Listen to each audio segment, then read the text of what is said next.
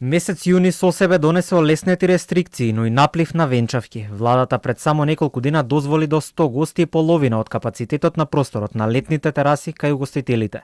Младите парови подготвени да ја искористат приликата да прослават го вжештија телефонот на матично, каде што дневно пристигнуваат и до 30 барања за склучување брак, бројка која што оттаму ја оценуваат како сериозна.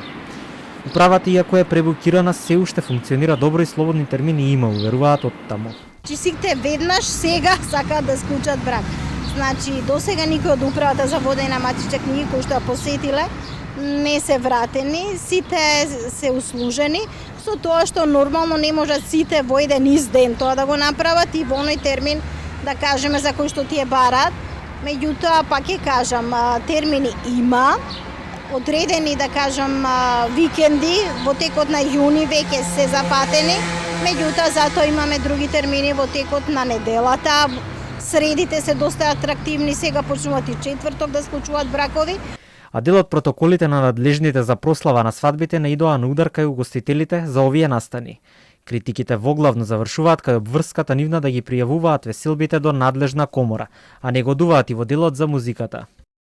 Протоколите не се комплетни, односно има точки кои што се не тешко исполнителни, така да тука би се осврнал на тоа дека имаме обврска да ги пријавуваме свадбите до надлежна комора, а ни една комора законски не е овластена да може да генерира такви податоци од нас.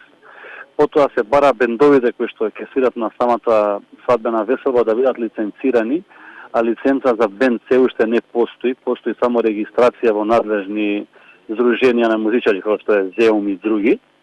Владата дозволи музичари да свират на свадба според протокол, па така свирачите на таквиот тип прослави денес не излегоа на протест пред владата заедно со нивните колеги музичари кои настапуваат на свирки, но сега се уште не смеат поради пандемијата.